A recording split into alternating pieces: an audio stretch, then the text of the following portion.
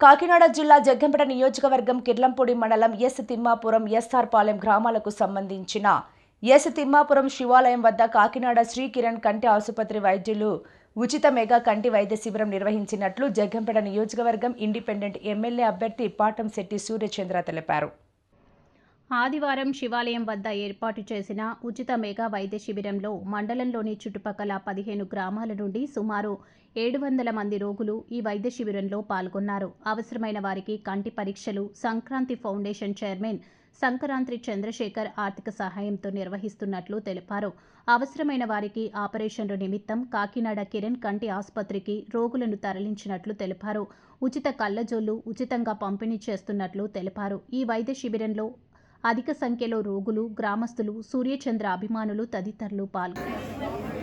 నమస్తే అండి. పాటంశెట్టి సూర్యచంద్ర, జగ్గంపేట నియోజకవర్గం ఇండిపెండెంట్ ఎమ్మెల్యే అభ్యర్థి.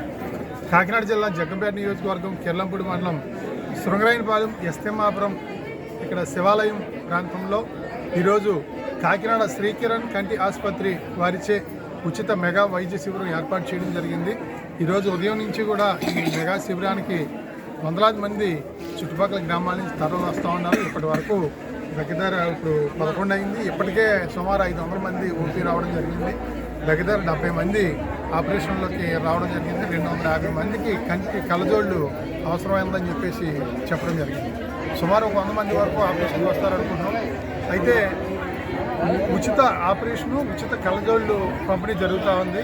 ఈ కార్యక్రమం శ్రీకిరణ్ కంటి ఆసుపత్రి సంక్రాంతి చంద్రశేఖర్ గారి సహాయ సహకారాలతో జరుగుతూ ఉంది. ఈ సందర్భంగా ప్రతి ఒక్కరూ కూడా మనం అన్ని అవయవాల్లోకి కూడా కన్ను అతి ప్రధానమైంది కాబట్టి కంటి పరీక్షలు చేయించుకోవడం, సమస్య ఉంటే వెంటనే పరిష్కారం చేసుకుని తగిన వైద్యం చేయించుకోవాల్సిందిగా కోరుకుంటూ శృంగరాయనపాలెం ఎస్ తిమ్మాపురం యువతకు, పెద్దలకు హృదయపూర్వక కృతజ్ఞతలు తెలియజేస్తూ సెలవు.